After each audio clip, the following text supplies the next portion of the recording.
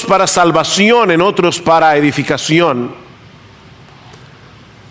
Por eso, Señor, una vez más te rogamos, te suplicamos que vengas hoy y nos des entendimiento y nos ayudes a abrazar con gozo, con deleite estas verdades. Ayúdanos a vivir conforme a estas verdades, porque te lo pedimos en el precioso nombre de Jesús. Amén. A través de toda la historia de la iglesia, el evangelio de la justificación solo por gracia, solo por Cristo, solo por medio de la fe, ha sido atacado tanto por los legalistas como por los antinomianos. Los legalistas son aquellos que piensan que en última instancia nos ganamos el favor de Dios a través de nuestros méritos, por medio de nuestra obediencia, y ellos piensan que la doctrina de la justificación por la fe sola, sin las obras de la ley, promueve el pecado. Cuando el legalista nos escucha predicar, proclamar que somos salvos únicamente por creer en Cristo y no por nuestra santidad personal, ellos llegan a la conclusión de que lo que estamos diciendo es que el cristiano puede vivir como le venga en ganas y aún así será salvo. Pero por el otro lado están los antinomianos. Esta palabra es una palabra compuesta, antinomos, que significa en contra de la ley. Y los antinomianos piensan que eso es precisamente lo que el evangelio enseña. Somos salvos por gracia, no por obras. Ya Cristo obedeció la ley en nuestro lugar. Y por lo tanto, ya yo no tengo que preocuparme por eso. Por supuesto, esto más que una creencia formal, es una actitud del corazón. La gracia, todo es por gracia, ya yo no me preocupo. Yo no me afano, es por gracia. Mis hermanos, ese es el error que Pablo va a comenzar a corregir a partir del capítulo 6 de su carta a los romanos. Si ustedes quieren sintetizar la carta de Pablo a los romanos, por lo menos los primeros 8 capítulos, pueden resumirlo de esta manera.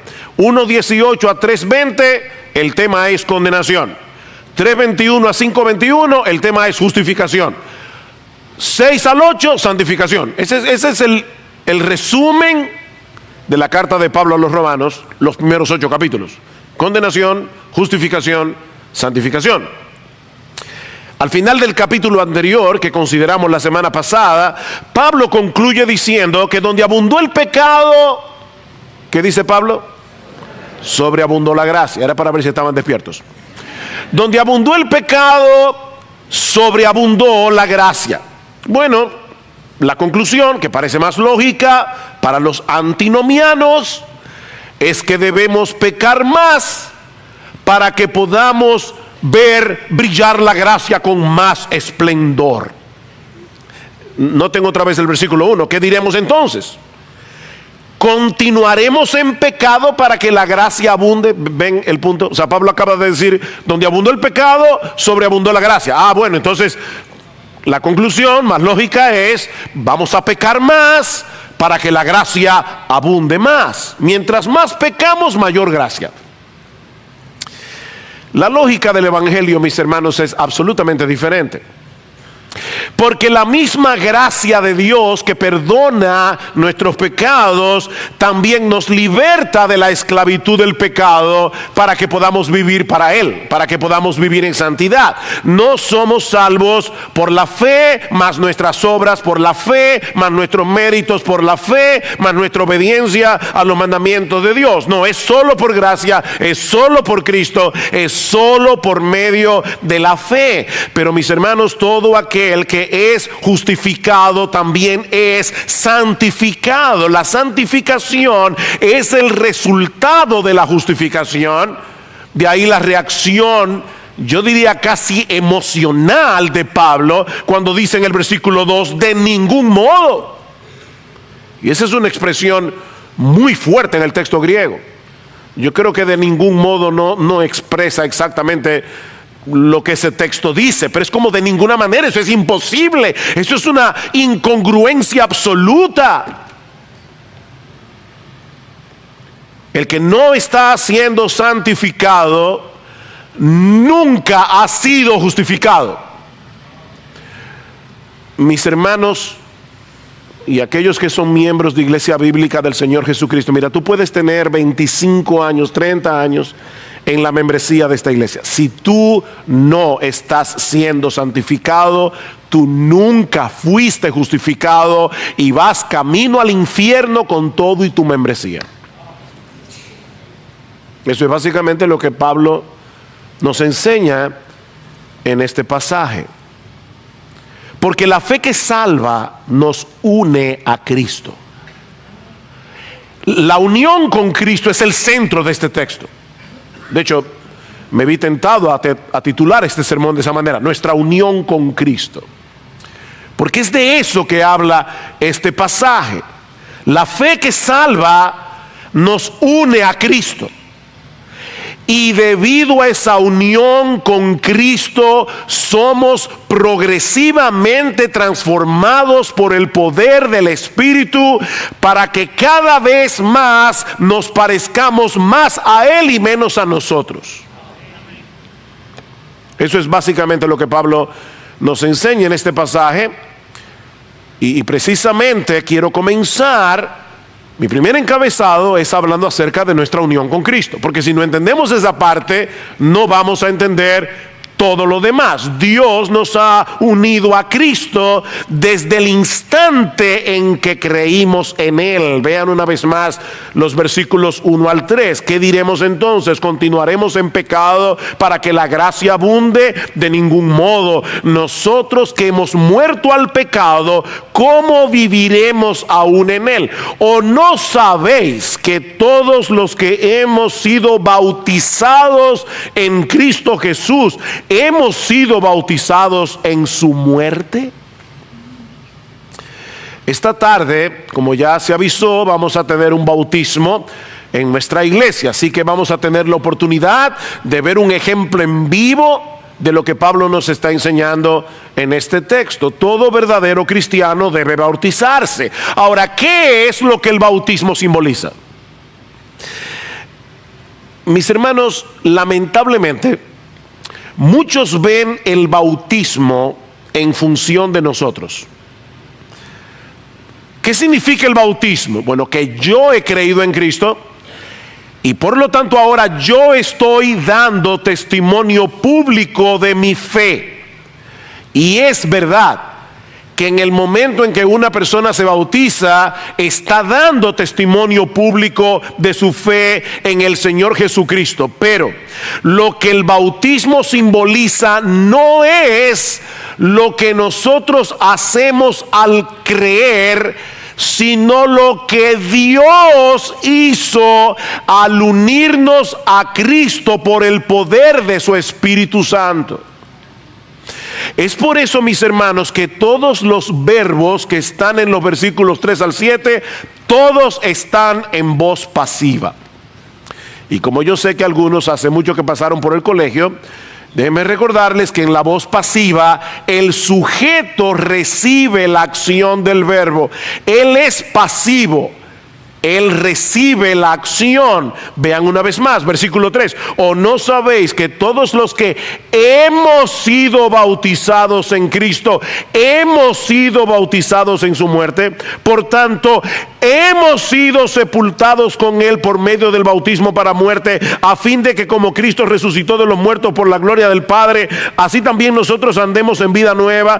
Porque si hemos sido unidos en Él, en la semejanza de su muerte, ciertamente lo seremos también en la semejanza de su resurrección, sabiendo esto, que nuestro viejo hombre fue crucificado con él para que nuestro cuerpo de pecado fuera destruido, a fin de que ya no seamos esclavos del pecado, porque el que ha muerto ha sido libertado del pecado. ¿Cuál fue tu participación en todo eso? Dios te mató, Dios te crucificó, Dios te resucitó. Decía Juan Calvino en sus instituciones que el bautismo, a mí me llama la atención esto, el bautismo da testimonio a nuestra fe. No somos nosotros solamente los que estamos dando testimonio, es Cristo también el que está dando testimonio a través del bautismo. El bautismo, dice Calvino, da testimonio a nuestra fe de que no solo somos injertados en la muerte y la vida de Cristo, sino que somos unidos a Él de tal manera que nos hace participantes de sus bienes. El bautismo, los hermanos que se van a bautizar esta tarde, el bautismo le va a decir algo a la fe de ellos. Y no solo ellos van a decirnos algo a nosotros. Y mis hermanos, ese es un concepto vital para entender de qué se trata la vida cristiana. De hecho, llama la atención que de las 13 cartas del Nuevo Testamento que se atribuyen al apóstol Pablo, en ninguna de ellas Pablo se refiere a los creyentes como cristianos. No hay una sola vez en que Pablo le llame cristiano a los creyentes. Pablo se refiere a los creyentes una y otra vez como aquellos que están en Cristo. En Cristo. Expresiones como en Cristo, en Él, en el Señor, en Cristo Jesús aparecen 164 veces en las cartas de Pablo. Mis hermanos, todas las bendiciones que nosotros recibimos de parte de Dios vienen a ser nuestras únicamente porque nosotros estamos unidos a Cristo por la fe. Es de su plenitud que tomamos todos gracia sobre gracia. Él es la vid, nosotros somos los pámpanos, Él es la cabeza, nosotros somos el cuerpo. De manera que la salvación no consiste en algo que Dios nos da por causa de Cristo. No, la salvación es que Dios nos da a Cristo.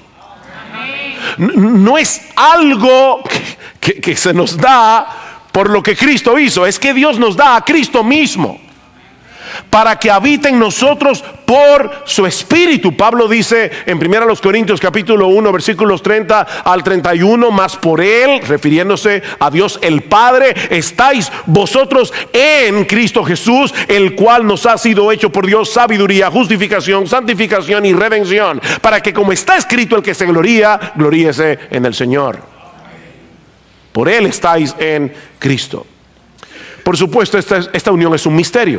No podemos entender cómo es eso de que nuestra vida está unida a Cristo. De hecho, Pablo en Efesios capítulo 5 versículo 32 le llama en griego un mega misterio. Un mega misterio.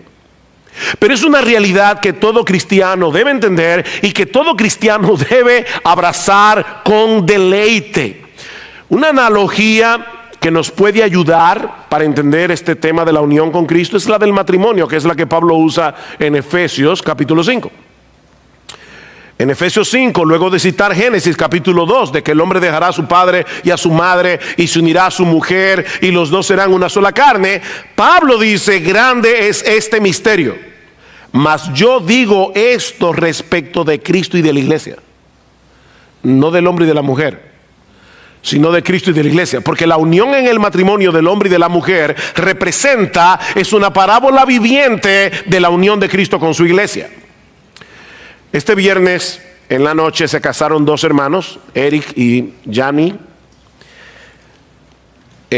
aquí en nuestra iglesia. Hasta el pasado jueves, hace 3 días, ellos eran dos solteros que estaban comprometidos para casarse. A partir del viernes en la noche, y debido al pacto matrimonial, ellos dejaron de ser dos para convertirse en una sola carne. Increíble. El jueves eran dos. A partir del viernes en la noche eran uno. Por supuesto, Eric sigue siendo Eric, Jamie sigue siendo Jamie, pero tan pronto firmaron el acta matrimonial, sus vidas quedaron unidas de tal manera la una con la otra, tanto en un sentido legal como práctico, que ahora se pertenecen entre sí. Están realmente unidos el uno al otro como la cabeza y el cuerpo. Y ya nadie los puede decapitar.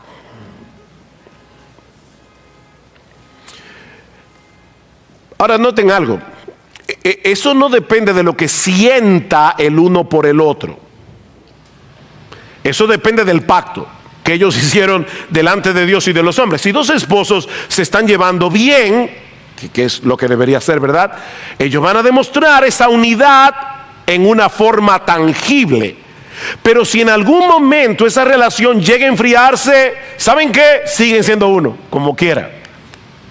Porque eso no depende de los sentimientos, eso depende del pacto. Y eso es precisamente lo que ocurre entre el creyente y el Señor Jesucristo. En el momento en que un pecador se arrepiente y cree únicamente en Cristo para el perdón de sus pecados, Dios une su vida a la de Cristo con un vínculo que nada ni nadie puede separar. Jamás. Esa es la pregunta de Pablo en Romanos 8:35. ¿Quién nos separará del amor de Cristo? Y la respuesta obvia es nadie. Nadie. Ahora, nuestra comunión con Cristo puede fluctuar en un momento dado, pero nuestra unión con Él nunca cambia. Nunca cambia. Y eso tiene repercusiones muy profundas para nuestra vida cristiana práctica. Y eso nos lleva a la segunda enseñanza de este pasaje.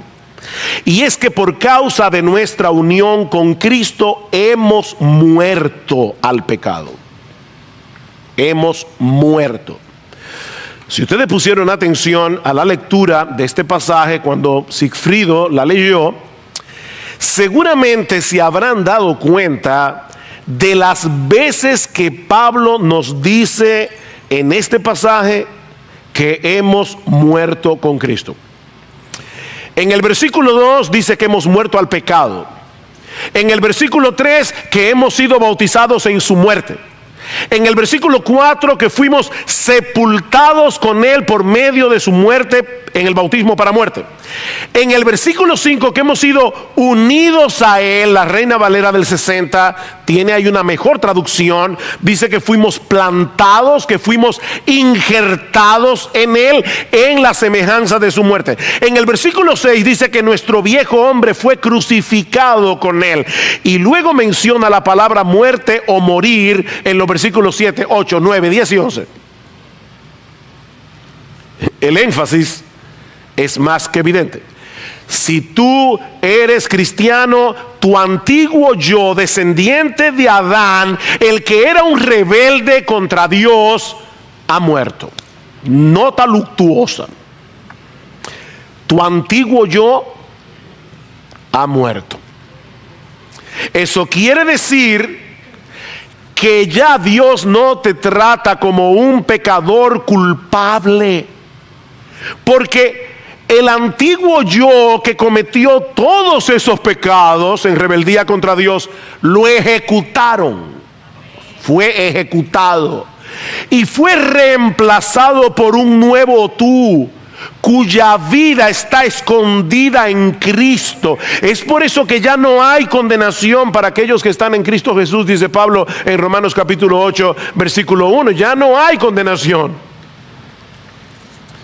Pero eso quiere decir también que el pecado ya no puede gobernarte a su antojo, porque has cambiado de dueño. Hemos cambiado de ciudadanía. Recuerden, mis hermanos, lo que vimos el domingo pasado cuando hablábamos de los dos Adanes. El primer Adán, el del huerto del Edén. El segundo Adán o el postrer Adán, que es Cristo. Antes estábamos representados en el primer Adán como nuestra cabeza federal. Tanto la culpa como como la corrupción que heredamos de Adán eran determinantes en nuestras vidas, a tal punto, mis hermanos, que ni tú ni yo podíamos dejar de pecar. No podíamos. De hecho, hasta cuando hacíamos lo bueno pecábamos. Porque tú no hacías lo bueno para que Dios se llevara la gloria, ni en dependencia del Espíritu Santo. Tú hacías lo bueno, ya sea para protegerte tú de algún mal o para llevarte tú la gloria. Así que ni cuando hacías lo bueno era bueno. Tú pecabas todo el tiempo y no podías dejar de pecar. Pero aquellos que han nacido de nuevo por la obra del Espíritu Santo, ahora están representados en otra cabeza, están representados en Cristo, le pertenecen a Cristo. En Adán estábamos bajo el dominio del reino del pecado y de la muerte. Ahora que estamos en Cristo, estamos bajo el dominio de la gracia y de la vida. Y eso debe ser evidente tanto en nuestro carácter como en nuestra conducta. Vean el versículo 2 una vez más. Pablo pregunta: ¿qué diremos entonces? ¿Continuaremos en pecado para que la gracia abunde? De ninguna manera. Nosotros que hemos muerto al pecado, ¿cómo viviremos aún en él? Es una pregunta retórica. Ahora, Pablo no está diciendo aquí que es imposible que los creyentes pequen. Eso lo vamos a ver dentro de un momento, porque de ser así no habría ningún sentido en la exhortación del versículo 12, cuando Pablo dice a estos mismos creyentes: no reine el pecado en vuestro cuerpo mortal. Que no pase eso. Más bien presentad vuestros miembros a la justicia, no al pecado. Es una exhortación.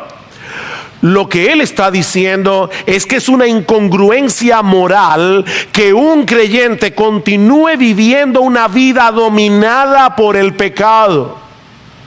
Si tu antiguo yo, esclavizado al pecado, ha muerto, ¿cómo es posible que sigas viviendo como si estuviera vivo? Esa es la pregunta. El pecado sigue siendo un problema para el creyente, porque aún continúa siendo un enemigo peligroso del que debemos cuidarnos. Pero ya dejó de ser nuestro rey. Ya dejó de ser nuestro rey. Alguien lo ilustra de esta manera. Supongamos que un ejército malvado tomara el control absoluto de un país, pero un ejército bueno viniera en su ayuda, expulsar a las fuerzas malvadas, enemigas de la nación, y regresara el gobierno del pueblo a su poder legítimo. Los ciudadanos de ese país ya no tendrían que obedecer a los generales de ese ejército malvado que los tenía tiranizados. Pero ¿qué pasaría si esos soldados enemigos se fueran a vivir a las montañas en la frontera de ese país, fuertemente armados? Bueno, esa guerrilla podría tratar de crear caos para el nuevo gobierno legítimo. De hecho, frecuentemente podría imponer su voluntad en una parte del país, aunque nunca podría tomar el poder de nuevo. La pregunta de Pablo es, en una circunstancia como esta, ¿por qué querrían los ciudadanos de esa nación volver a esclavizarse otra vez al poder del enemigo? Ven, los que hemos muerto al pecado, ¿cómo viviremos aún en él? Es imposible que un verdadero creyente quiera regresar a su antigua vida de completa rebeldía contra Dios, porque su antiguo yo ha muerto y ha sido libertado de esa esclavitud. El creyente desea de corazón hacer la voluntad de Dios, y cuando peca siente vergüenza por haber pecado. y es traído de nuevo al arrepentimiento. Vean una vez más los versículos 6 y 7. Dice Pablo: sabiendo esto, que nuestro viejo hombre fue crucificado con él, para que nuestro cuerpo de pecado fuera destruido, a fin de que ya no seamos esclavos del pecado, porque el que ha muerto ha sido libertado del pecado. Yo sé que la Reina Valera dice justificado del pecado. Las dos ideas pueden fundirse aquí, porque todo el que ha sido justificado del pecado ha sido libertado del pecado. Esa palabra que se traduce en el versículo 6 como destruido no significa aniquilado. Es una palabra griega que significa hecho inoperante. Lo que Pablo parece estar diciendo en estos dos versículos es que nuestra vieja naturaleza, descendiente de Adán, esclavizada al pecado, fue crucificada con Cristo para que el pecado no continúe encontrando libre expresión en nuestro cuerpo. Por eso le llama el cuerpo pecaminoso carnal. El pecado obra a través de nuestro cuerpo. Pero como nuestro viejo ego, dominado por el pecado, ha muerto, nuestro cuerpo ya dejó de ser un terreno fértil para que la hierba mala del pecado siga creciendo libremente en ese huerto. ¿Ven el punto? Consecuentemente, dice Pablo, ya no podemos seguir sirviendo al pecado como si fuera nuestro rey. Versículo 7. Porque el que ha muerto ha sido libertado del pecado. El pecado nos tienta, el pecado nos seduce, el pecado todavía ejerce una fuerte presión sobre nosotros. Pero mis hermanos, el pecado no puede obligarnos a pecar. No puede obligarnos a pecar. Y cuando logra vencernos, porque hasta que lleguemos a la gloria nosotros tendremos incongruencias en nuestras vidas, pero cuando Él logra vencernos, en vez de alegrarnos por haber hecho lo que queríamos hacer y que era contrario a la voluntad de Dios, el creyente se avergüenza, el verdadero creyente se avergüenza de haber pecado contra su Señor, y tarde o temprano se vuelve a Él en arrepentimiento y fe. Es por eso, mis hermanos, que la vida cristiana es una vida de arrepentimiento y de fe. Eso no es en un momento de tu vida cuando te convertiste, es una vida de arrepentimiento y de fe. La buena noticia, digo, ya esa es muy buena, pero hay otra mejor. Es que el creyente no solo ha muerto al pecado, sino que por causa de nuestra unión con Cristo, ahora está vivo para Dios. Hemos muerto al pecado, y esta es nuestra tercera enseñanza, pero por causa de nuestra unión con Cristo ahora estamos vivos para Dios. Estar unidos a Cristo significa que todo lo que le sucedió a Él nos sucedió a nosotros misteriosamente. Y Cristo no solo murió en una cruz por causa de nuestros pecados, sino que también resucitó al tercer día. Y nosotros, los creyentes que morimos juntamente con Él, también resucitamos juntamente con Él para vivir en novedad de vida. Vean el versículo 4 otra vez. Por tanto, hemos sido sepultados con Él por medio del bautismo para muerte, a fin de que como Cristo resucitó de los muertos por la gloria del Padre, Dios el Padre envió su poder todopoderoso, que lo hace a Él glorioso, para resucitar a Jesús. Y ese mismo poder omnipotente que levantó a Cristo de la tumba, también obró en nuestro corazón cuando estábamos muertos en nuestros delitos y pecados, de tal manera que por esa misma gloria del Padre, así también nosotros andemos en novedad de vida. Wow, qué glorioso evangelio. Los cristianos hemos resucitado juntamente con Cristo, de manera que a pesar de que el pecado todavía mora en nosotros, increíblemente en nuestro corazón queremos vivir para la gloria de Dios. Es una lucha, pero en medio de esa lucha queremos vivir para la gloria de Dios. Pablo dice en 2 Corintios capítulo 5 versículo 17, somos una nueva creación. La Reina Valera dice, si alguno está en Cristo, nueva criatura. El texto griego dice, somos una nueva creación en Cristo. Y por lo tanto, mis hermanos, tenemos nuevos afectos, tenemos nuevas inclinaciones, tenemos nuevos deseos. ¿No es así? Y aunque sea de manera incipiente, el fruto del Espíritu debe ser visible en nuestras vidas. Amor, gozo, paz, paciencia, benignidad, bondad, fe, mansedumbre y dominio propio, templanza. Todos debemos seguir creciendo en cada una de esas virtudes. Pero la obra del Espíritu en cada creyente es formar esas virtudes en nosotros para que nos parezcamos cada vez más a Cristo, que es el retrato perfecto de Gálatas 5:23. Cristo es el fruto del Espíritu.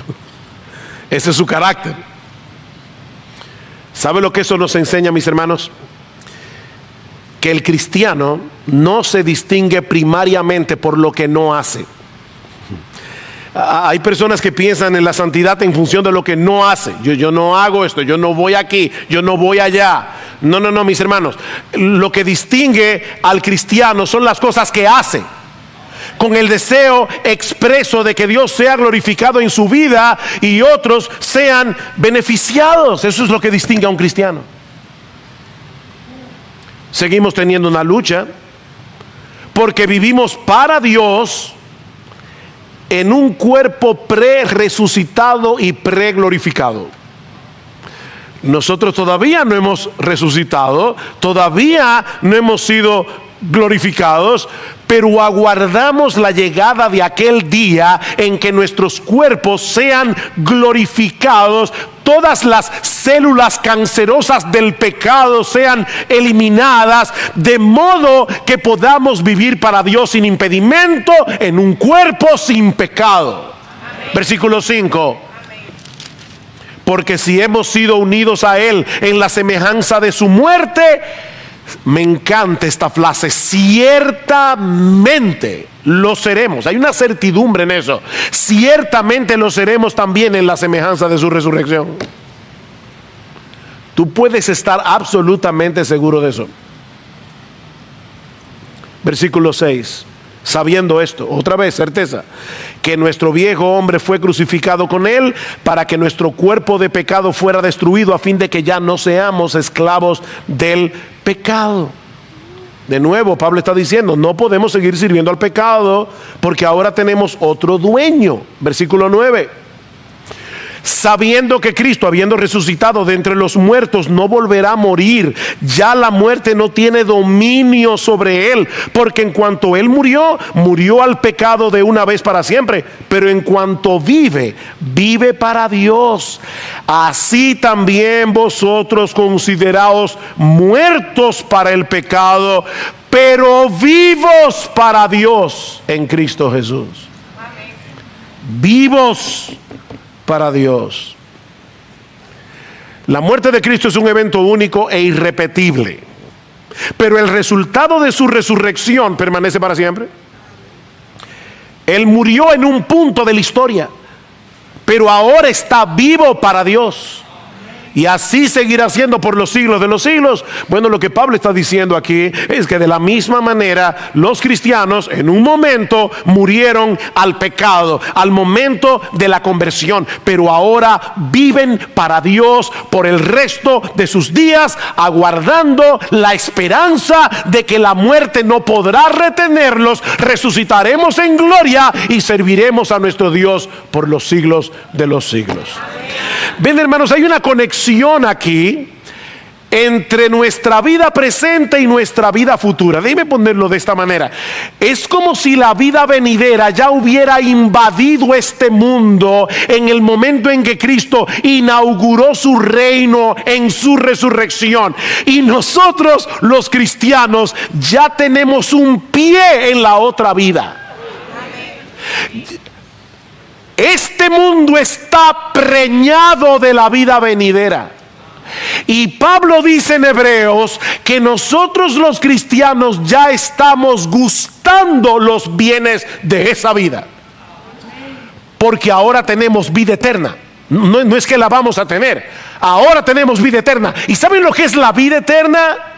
Esta es la vida eterna, que te conozcan a ti, el único Dios vivo y verdadero, y a Jesucristo, a quien has enviado. Es una relación de comunión con Dios. Nosotros fuimos resucitados para vivir para Dios. Mis hermanos, esa es nuestra nueva identidad. Estamos vivos para Dios, no para seguir viviendo para nosotros mismos. El viejo yo que vivía para sí mismo fue crucificado. De manera que la vida que ahora vives, debes vivirla para Él. El amor de Cristo nos constriñe pensando esto, que si uno murió por todos, luego todos murieron, y por todos murió para que los que viven ya no vivan para sí. Ya, olvídate de eso, ya no vivan para sí, sino para aquel que murió y resucitó por ellos. Con Cristo estoy juntamente crucificado, y ya no vivo yo, mas vive Cristo en mí, y lo que ahora vivo en la carne, lo vivo en la fe del Hijo de Dios, el cual me amó y se entregó a sí mismo por mí. Ya no vivo yo. Me preocupa cuando veo a muchos cristianos que profesan ser cristianos enarbolar continuamente la bandera de la libertad cristiana, como si Cristo nos hubiera hecho libres para seguir satisfaciendo nuestros deseos. Y cuando tú le dices, hermano, no, guárdate de esto, es mi libertad cristiana. ¿Sabes lo que es la verdadera libertad cristiana?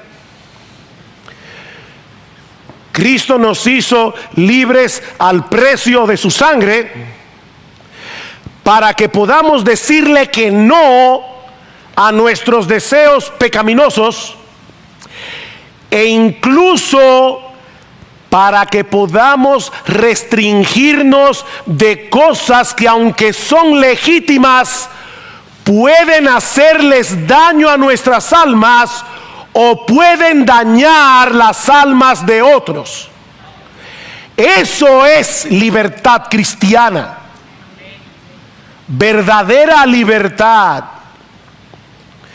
Cristo nos libertó de la esclavitud del yo para que podamos hacer eso, decirle que no a nuestros pecados y decirle que no a cosas que tal vez sean legítimas, pero que no nos ayudan para correr mejor nuestra carrera.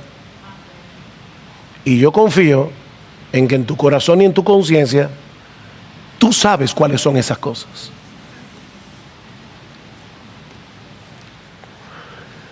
Mira, si tú no puedes hacer eso, si tú no puedes decirle que no a tus deseos, no puedes hacerlo.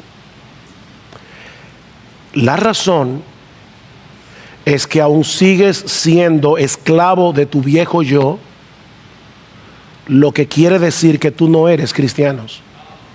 Tú no eres cristiano. Para los cristianos es una lucha decir que no. Yo lo sé por experiencia, es una lucha. Pero ¿saben por qué se reconoce al cristiano? Porque están luchando. Porque están luchando.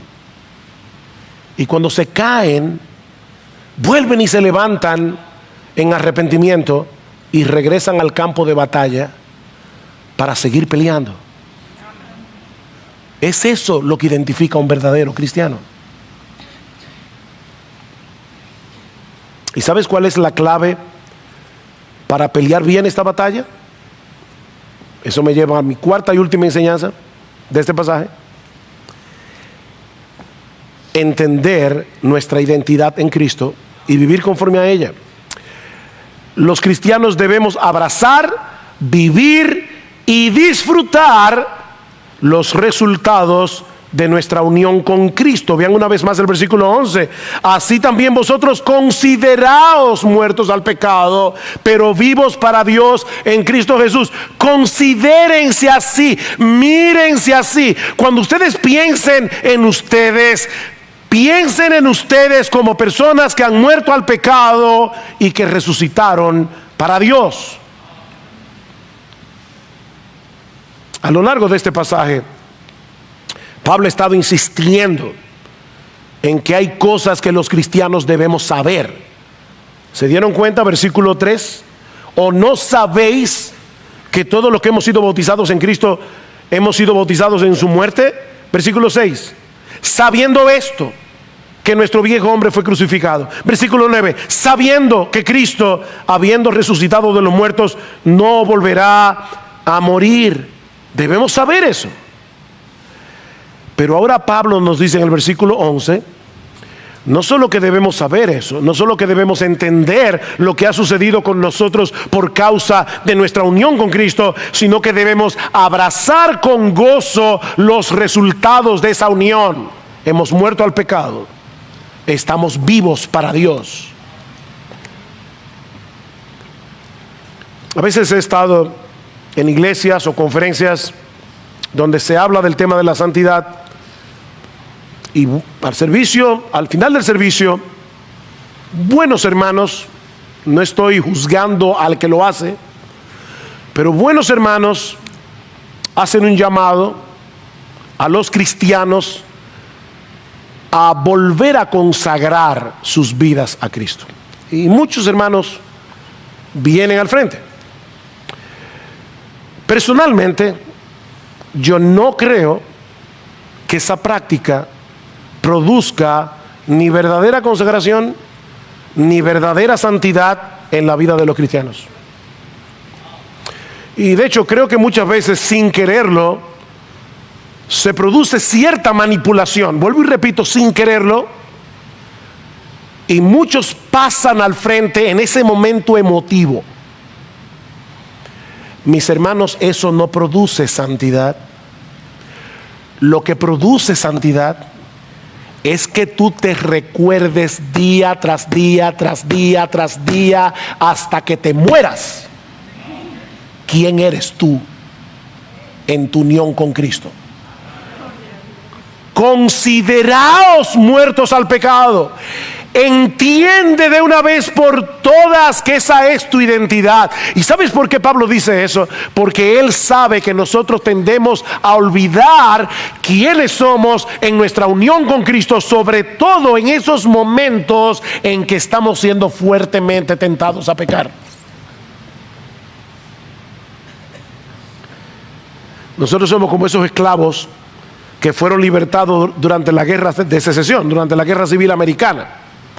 Abraham Lincoln firmó el acta de emancipación el 1 de enero del año 1863. Y en ese momento, con la firma del presidente, 3.5 millones de esclavos fueron legalmente libertados en los Estados Unidos de Norteamérica.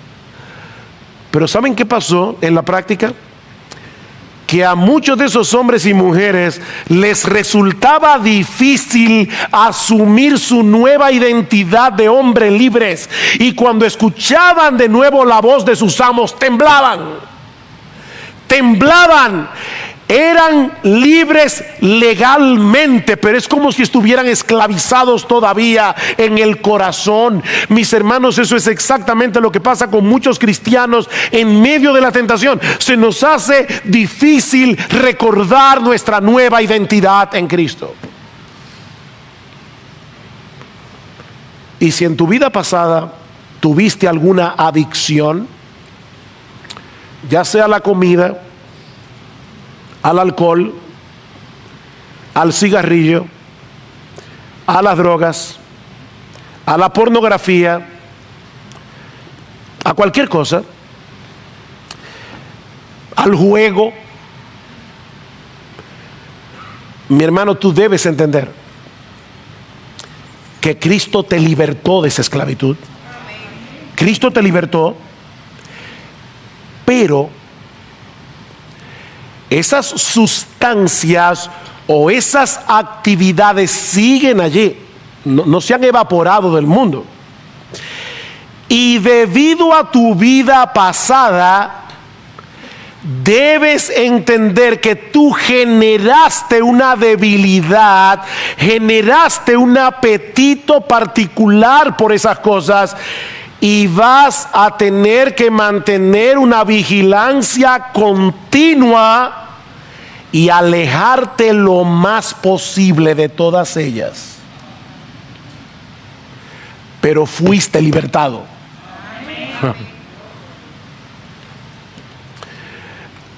Nosotros le llamamos hoy a esas cosas adicción o adicciones. La Biblia le llama idolatría. La adicción es una idolatría a ciertas cosas. ¿Y saben lo que dice la Biblia? Primera de Juan capítulo 5 versículo 21. Hijitos míos, huid de la idolatría. No basta con que tú tengas la enseñanza de Romanos 6 en tu cabeza. Sal huyendo. Sal huyendo. Esas cosas siguen siendo problemáticas para ti. Aléjate lo más posible. Pero sobre todas las cosas, recuerda continuamente tu bautismo.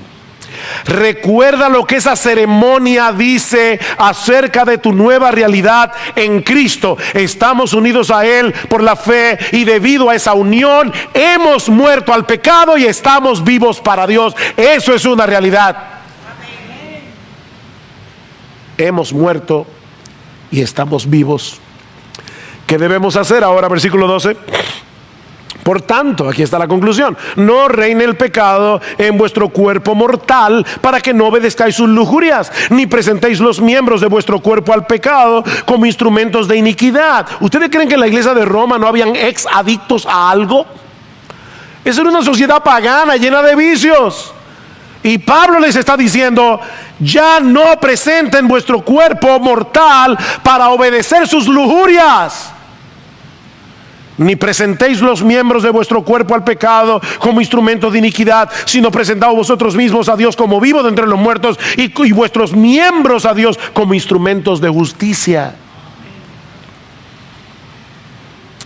Negativamente, Pablo nos dice que no debemos permitir que la fuerza guerrillera del pecado vuelva a tomar control de nuestro cuerpo, aunque sea momentáneamente. Sigue en pie de guerra, en dependencia del Espíritu Santo, porque ahora, mi hermano, aunque tú no lo creas, porque el pecado te hace creer que no puedes, tú puedes decirle que no a los deseos carnales que batallan contra el alma. Puedes decirle que no. Miren, a veces es una guerra que te da taquicardia. Tú sudas. Yo me he visto a mí mismo en ese trance. Tú estás allí con el pie para que el diablo no abra la puerta, pero no es que tú estás ahí tranquilo. No es tranquilamente. Tú estás sudando esa batalla. Señor, en dependencia tuya, por favor, no me dejes quitar este pie de ahí. Y el diablo es tan malo y tan engañador que te dice, tú si eres hipócrita, tú estás loco por hacerlo. Ya que te ensucies un poco más. No, mientras tú no quites el pie de ahí, tú no has pecado, tú has entrado en tentación, que son dos cosas diferentes.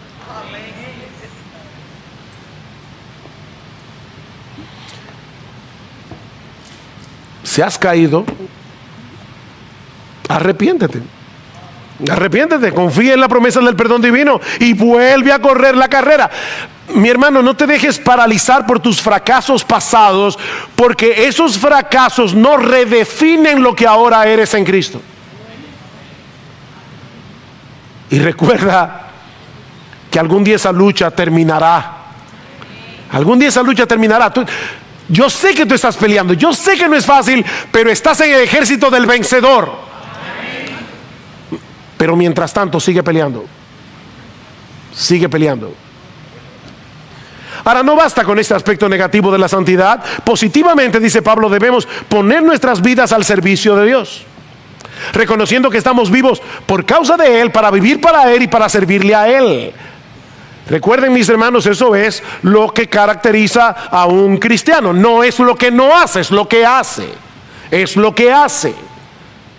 Me encantó esta mañana leyendo en mi devocional Segunda de Crónicas, capítulo 17, hablando de Josafat, en la Biblia de las Américas, dice que él se entusiasmó en los caminos del Señor. Me encantó esa frase, se entusiasmó en los caminos del Señor. ¿Tú crees que eso no es posible para ti?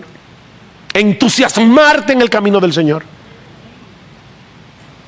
Que sea lo que te entusiasme vivir para Él, servirle a Él, hacer su voluntad, bendecir a otros en la iglesia. O si algunos aquí se propusieran en el 2020, yo quiero vivir para Dios, sirviéndole a su pueblo conforme a los dones que Dios me dio. Ya no voy a seguir sentado en la iglesia calentando bancos. Y óyeme, tú no tienes que estar en un ministerio formal para hacer eso. Busca cristianos aquí que necesitan urgentemente, nuevos creyentes que necesitan urgentemente ser discipulados. Nadie lo verá, pero Dios lo verá y estarás edificando a su iglesia. Yo me sorprendo cada vez que escucho a una persona decir, es que yo no encuentro lugar donde servir en la iglesia, que tú no encuentras lugar donde... Pero mira a tu alrededor, mi hermano, la cantidad de gente que hay aquí que necesita servicio. ¿O tú crees que hay que ser maestro de escuela dominical, o cantar bien, o tocar el piano? No.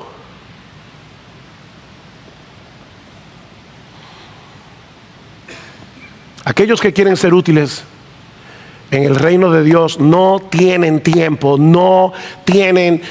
para estarse preguntando qué tan al borde del precipicio del pecado pueden vivir y seguir siendo cristianos.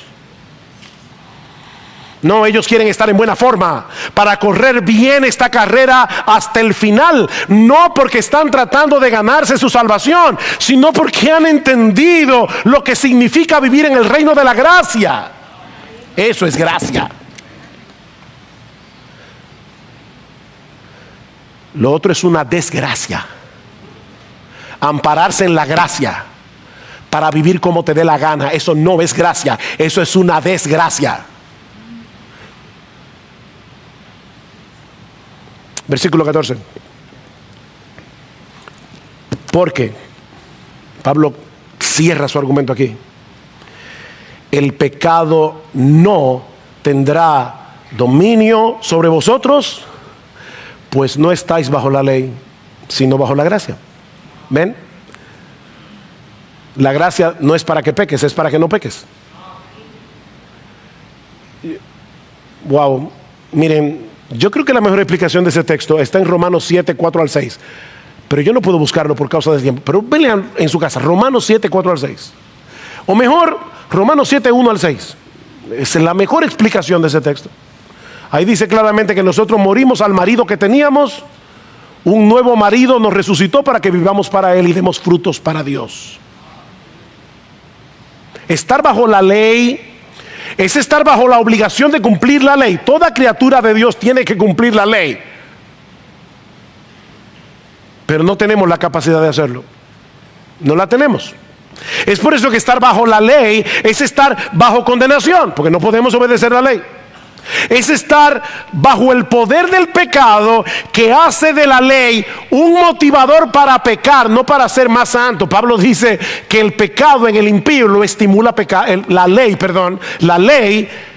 en el impío lo estimula a pecar increíblemente. La razón por la que el pecado ya no puede dominar a los cristianos como antes lo hacía es porque ya no estamos bajo la ley, sino bajo el régimen nuevo de la gracia por causa de nuestra unión con Cristo. Ahora tenemos nuevos recursos para obedecer a Dios que antes no teníamos, y no por temor a ser condenados, sino por la gratitud de saber que ya Cristo pagó nuestra deuda con la justicia de Dios y nos libró de la esclavitud del pecado. Para concluir y para resumir lo que hemos visto hoy, ¿cómo puedo yo evaluar si yo estoy unido a Cristo objetivamente? ¿Cómo yo puedo evaluar eso objetivamente? Que yo de verdad estoy unido a Cristo a pesar de que todavía peco. 3 cosas. Por el deseo sincero que tengo en mi corazón de obedecer y servir a Dios. Por la lucha que percibo en mi alma para no pecar. Y por el dolor que me causa el hecho de haber pecado, y cómo ese dolor y vergüenza me llevan al arrepentimiento una y otra vez. Todo aquel que ha sido unido a Cristo aborrece el pecado y ama la obediencia. Todavía el pecado nos resulta seductor y placentero, pero ahora tenemos una nueva capacidad que antes no teníamos para decirle que no, mientras disfrutamos del nuevo placer de la obediencia. El verdadero creyente nunca llegará a ser perfecto en esta vida, pero desea hacerlo. Desea hacerlo. Imagínate un muchacho que se está recuperando de una pierna rota. Ya le quitaron el yeso, pero todavía está ahí debilón. Y él está mirando los Juegos Olímpicos. Le encanta ver a los atletas correr, saltar, y en su corazón él tiene la voluntad de hacerlo, pero no puede correr esa velocidad. No puede subir tan alto todavía. Su limitación física no se lo permite. Bueno, hermanos, de la misma manera los creyentes desean en su corazón obedecer perfectamente a Dios como Cristo lo hizo, pero por más que lo intentan, su desempeño nunca será perfecto por causa del pecado que todavía mora en ellos. Él obedece, pero no perfectamente. Pero ¿saben qué? No por eso dejan de esforzarse, anhelando con esperanza la segunda venida en gloria de nuestro Señor Jesucristo, sabiendo que en aquel día Él transformará el cuerpo de la humillación nuestra para que sea semejante al cuerpo de la gloria suya. Amén.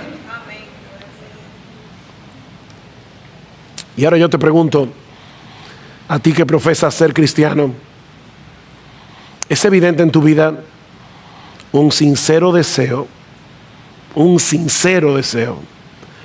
de ser cada vez más como Cristo y cada vez menos como tú?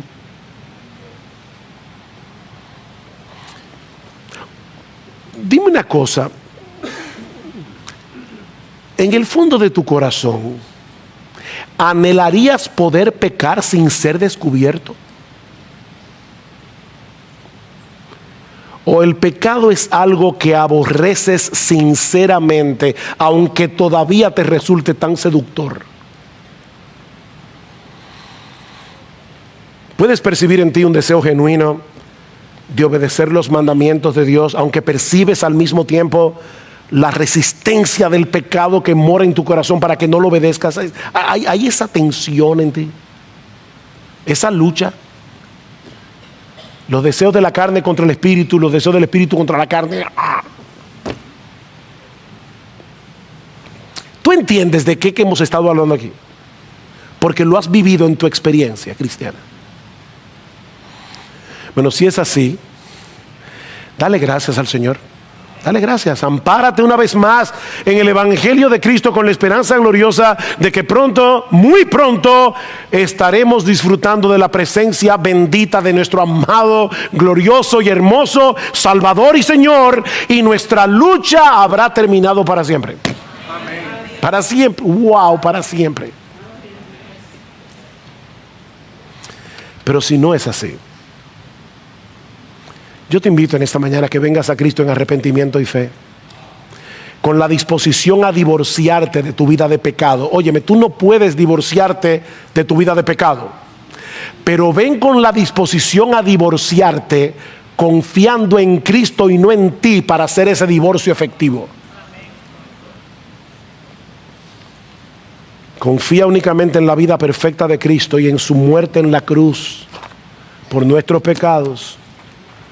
Eres un esclavo que necesita libertad. Eres un enemigo que necesita reconciliación. Eres un condenado que necesita absolución. Y eso solo será posible si te acoges a la gracia de Dios en Cristo por medio de la fe. La buena noticia del Evangelio es que hay perdón y vida eterna en Cristo para todo aquel que cree.